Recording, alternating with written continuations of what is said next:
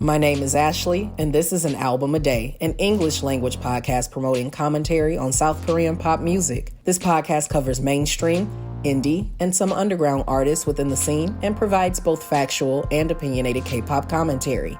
The biggest benefit to sharing my thoughts this way is that it will hopefully expose you to more great music and exploration of your own. We've reached June 2017.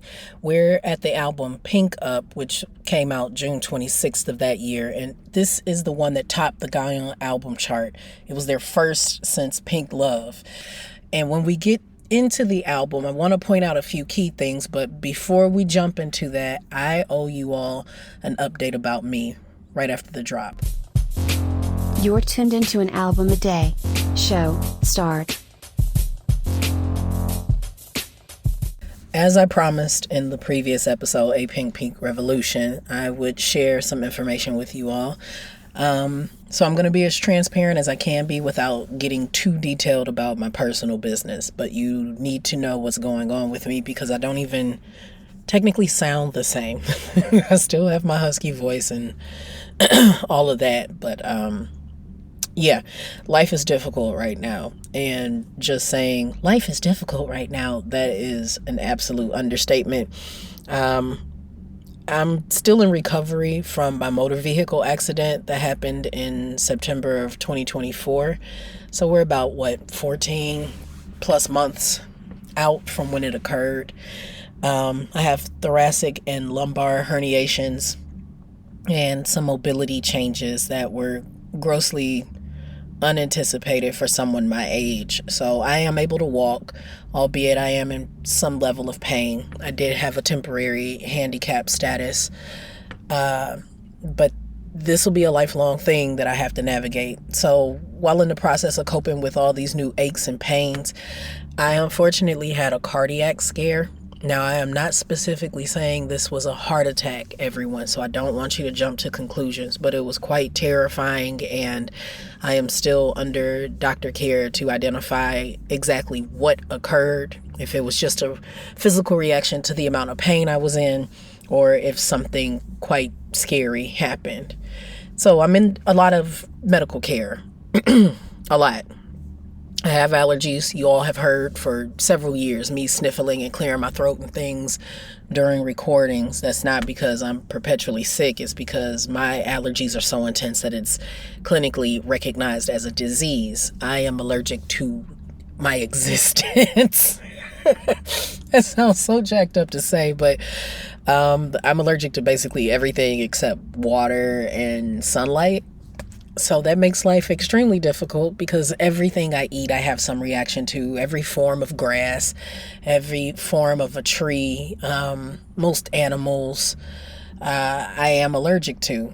So we're doing blood work for these things and trying to find different ways to navigate this. And in the process of all that blood work, we identified some other things that might indicate another disease. I don't have the final prognosis on that, so I'm not going to say what that is until I officially know, but it's alarming and quite life-changing. Nothing that will immediately take me from the world, but something that will certainly make life more difficult. I will be more exhausted than I thought I would be. There will be times where I might not have any capacity for mobility, and I'm going to need a lot of help. So I'm in a very, very different space from where I was when I first started this podcast. And this isn't me getting ready to say, I'm done. I already took one break before, and it was much needed at that time, desperately needed. But it's going to be a process, and I'm wanting you to know so that you know that I'm still passionate about all this stuff and I still love it.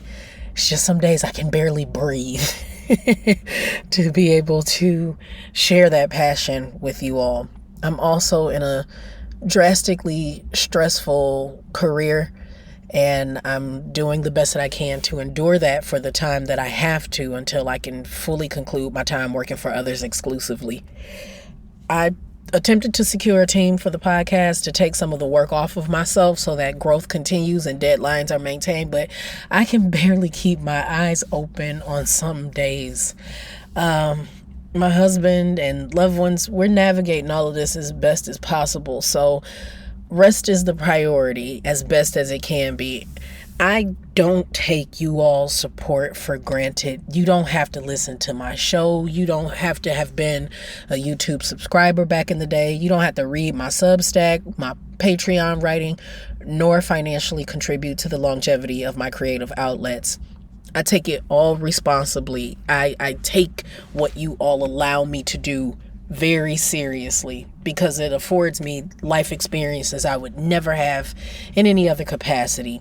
And I appreciate how you sent well wishes, those of you who like, hey, you ain't been on Instagram that much, or, oh, last time I heard like you weren't doing too good. You okay?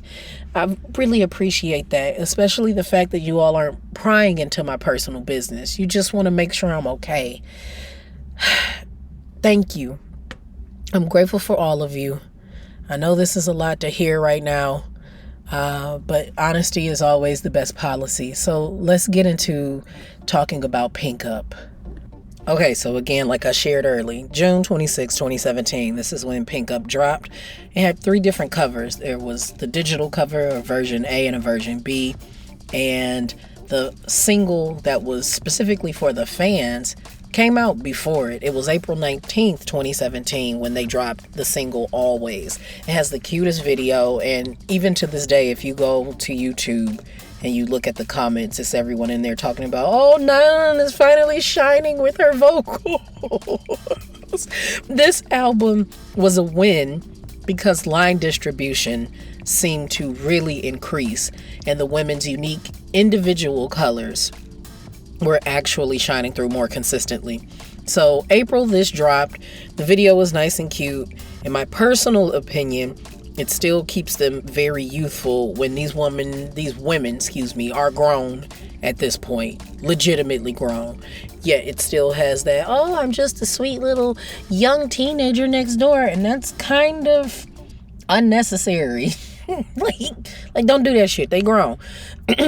Finally, on the actual day that the album came out, the title track was 5, and it was the one that everyone was like, oh my gosh, yes, line distribution. Finally, it was seen more than ever before in this particular single, and it creeped into all 6 of the tracks on here.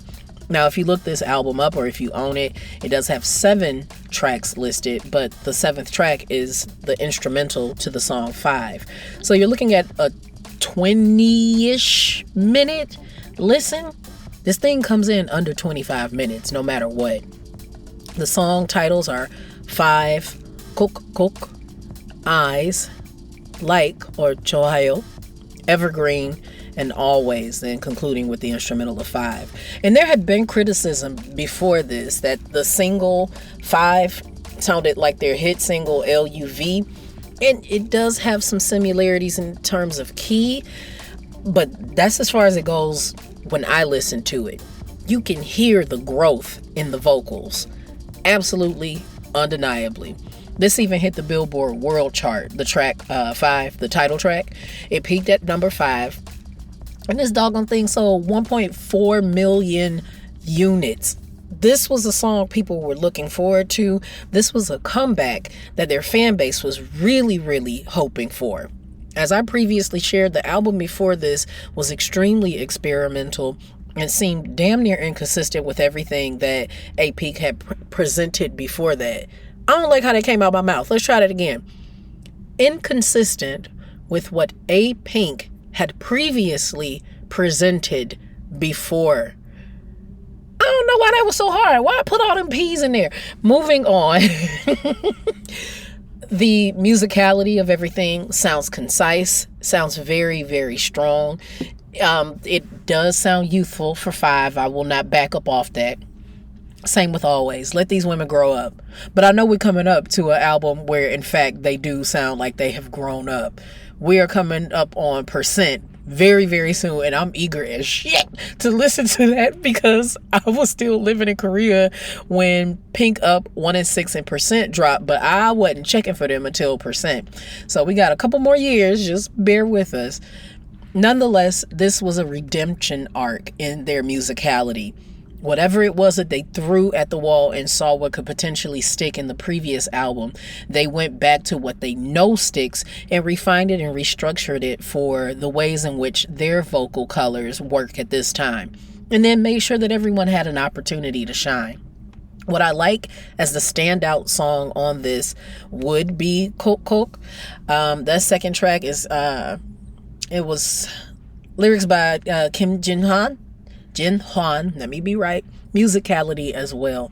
But I like the way that the song paces. Eyes is pretty smooth too, but I like Kok Kok the most.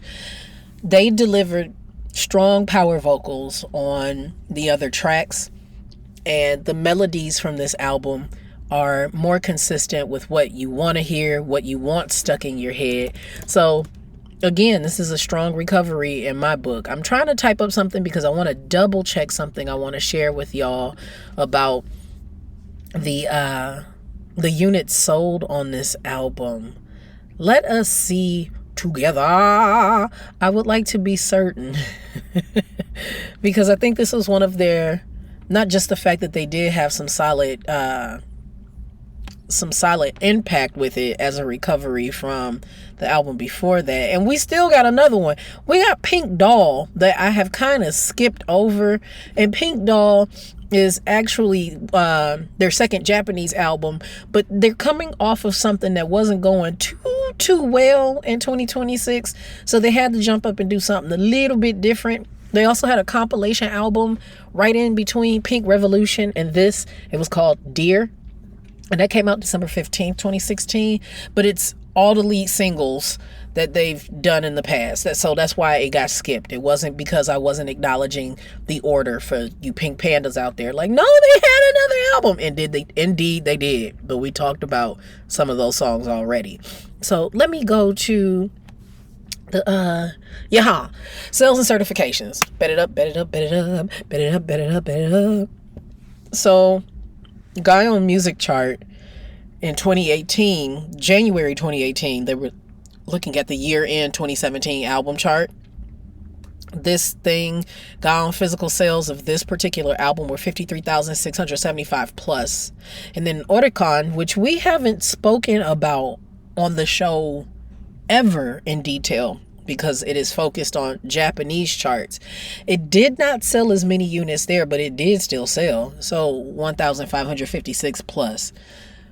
In terms of charting for their peak positions, the Guy on weekly album chart, this hit number 1 at one point, and then the monthly album chart, it hit 6. So this was greatly anticipated across the board. Like, whatever that shit was y'all did in that last album, keep it, beat it, turn it, eat it. I don't ever want to hear it again. So, K-pop fans, on a scale of 1 to 5, with 5 being essential listening and 1 not worth mentioning, the A3-Day ranking on this album is a 4.5. I'm not going to give it a full 5 just yet. It was one hell of a recovery from that 3. There's no denying that. But we're still aging these women down. I don't know for what reason in terms of consumerism, as their listeners are growing up as well. But perhaps it's a strategy. What the fudge was I trying to say? Perhaps it's a strategy that I'm not intimately familiar with that worked in their favor for the longevity of their careers. So that's this week's episode. We're going to get into some more musical, magical Apink stuff. We are going to end 2025 with Apink, clearly. So I'm excited. You excited? I hope you are. I'll catch y'all in the next episode. Bye, y'all.